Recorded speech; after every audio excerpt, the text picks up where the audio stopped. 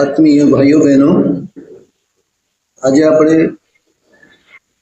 પરિવર્તનમાં જોઈશું કે માણસે પોતાનું જીવન કેવી રીતે જીવવું, મનુષ્યનું જીવન સાર્થક કેવી રીતે થાય, એના માટેની આજે આપણે વાત કરવા જઈ રહ્યા છીએ। ત્યારે આવો ગાયત્રી મંત્ર એક સાથે બોલીએ। ઓમ ભૂરે ભુવઃ સ્વઃ તત્સવિતુર્વરેણ્યં ભર્ગો દેવસ્ય ધીમહિ ધિયો યો નઃ પ્રચોદયાત।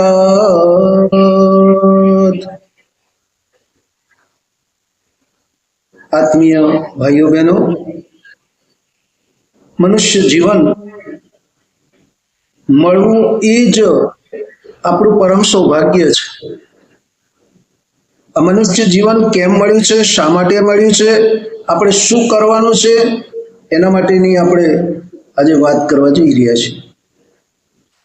ત્યારે એમ કહેવામાં આવે છે કે મનુષ્યએ પોતાના જીવનને શ્રેષ્ઠ બનાવવા માટે, સફળ જીવન જીવવા માટે, નિરોગી જીવન જીવવા માટે, તંદુરસ્ત જીવન જીવવા માટે એણે પોતાના જીવનમાં નીતિ નિયમોનું, આદર્શોનું પાલન કરવું જોઈએ। અને એટલા જ માટે કહેવામાં આવ્યું છે કે આ જિંદગી ક્ષણભંગુર છે, મનુષ્ય જીવન ક્ષણભંગુર છે, ક્યારે જીવનની યાત્રા પૂરી થશે એ કોઈ જાણતું નથી। અને એના માટે કહેવામાં આવ્યું કે આયા હૈ તો જાયેગા, રાજા રંક ફकीर, કંઈક સિંહાસન ચढ़ गए, કંઈક બંધે पांव जंजीर, क्या भरोसा है इस जिंदगी का, कब कैसे कहाँ टूटे। भाइयों बहनों, किसी को पता नहीं, इसीलिए हमें जो जीवन मिला है, આ જીવન મળ્યું છે એને આપણે શાનદાર જીવીએ, પ્રભુના ચરણે સમર્પિત કરીને જીવીએ, શ્રદ્ધા, નિષ્ઠા, વિશ્વાસના આધાર પર જેણે આપણને આ જીવન આપ્યું છે એને આપણે પલ પલ યાદ કરી અને જીવનના દરેક ક્ષેત્રની અંદર એને આપણે ભાગીદાર બનાવીએ। આમ તો કહેવામાં આવ્યું કે દરેક માણસ પોતાની પરિસ્થિતિ માટે જ જીવે છે, અને આજે પણ આપણે જોઈએ છીએ તો મનુષ્ય પોતાનું જીવન યાપન કરવા માટે, ભરણ પોષણ કરવા માટે, પરિવારનું ભરણ પોષણ કરવા માટે રાત દિવસ એક કરી અને એ પોતે ખૂબ મહેનત કરે છે, પરંતુ પરિણામ શું આવે છે? પરિણામ એ આવે છે કે એની કરેલી મહેનત પૂરેપૂરું ફળ આપતી નથી। તેનો અર્થ એવો થયો કે મહેનત તો કરી પરંતુ ક્યાંક ને ક્યાંક કચાશ છે। તો એના માટે શું કરવું? ત્યારે એના માટે ઋષિ બતાવે છે, પરમ પૂજ્ય ગુરુદેવ પંડિત શ્રી રામ શર્મા આચાર્યજી બતાવે છે કે બેટા, શ્રેષ્ઠ જીવન જીવવા માટે, સફળ જીવન જીવવા માટે, સમૃદ્ધ જીવન જીવવા માટે, શાંતિમય જીવન જીવવા માટે, આનંદિત અને ઉલ્લાસભર્યું જીવન જીવવા માટે માણસના જીવનમાં 5 સંયમ જરૂરી છે। એના માટે પહેલો સંયમ છે ભાઈઓ બહેનો, એ ઇન્દ્રિય સંયમ। માણસે પોતાના જીવનને શ્રેષ્ઠ બનાવવા માટે, દીર્ઘાયુષ્ય જીવન માટે એણે નિયમોનું પાલન કરવું પડે, ઇન્દ્રિયોનો સંયમ કરવો પડે, સંયમિત જીવન જીવવું પડે।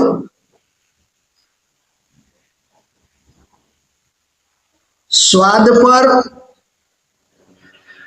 ઈચ્છાઓ પર એને નિયંત્રણ મૂકવું પડે અને પોતાની જાત સાથે એને સમજોતા કરવા પડે, જેથી કરી આ મન એ આ શરીરને શ્રેષ્ઠ બનાવવા માટે, સશક્ત બનાવવા માટે, શક્તિશાળી બનાવવા માટે એ કામ કરે। આજે જવાબદારી માંથી માણસ છટકી રહ્યો છે, એનું કારણ છે અનુશાસનહીનતા, ઇન્દ્રિય સંયમનો અભાવ।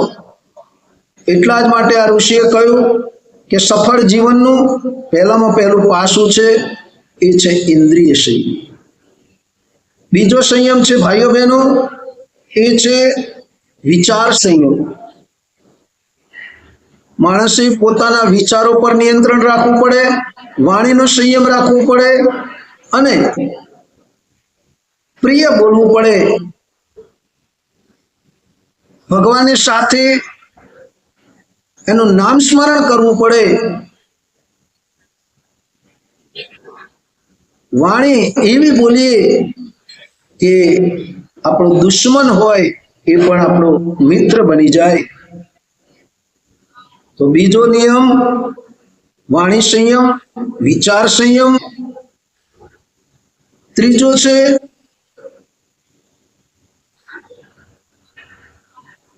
અર્થ સંયમ. માણસે પૈસો કમાય, ધન કમાય, એની સાથે આપણા શાસ્ત્રો, પુરાણો, વેદો, ઉપનિષદો ક્યારેય એમ નથી કહેતા કે તમારે ધન ન કમાવું. ધન કમાવાની છૂટ આપે છે, પરંતુ એની સાથે કેટલાક અનુબંધ છે. એમાં છે ધાર્મિકતાને માધ્યમમાં રાખી, ધર્મને માધ્યમમાં રાખી, મહેનતથી, ઈમાનદારીથી, પ્રમાણિકતાથી અર્થોપાર્જન કરવું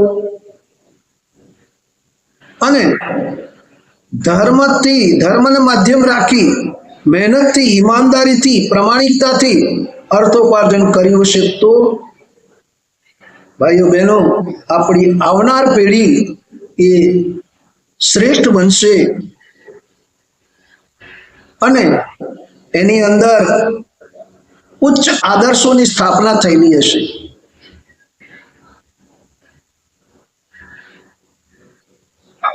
આપણે વિચાર કર્યો વાણી સંયમ, સમય સંયમ, અર્થ સંયમ અને વિચાર સંયમ. આ ચારેય વસ્તુ માણસના જીવનમાં આવે તો માણસ પોતાની જવાબદારી સમજે.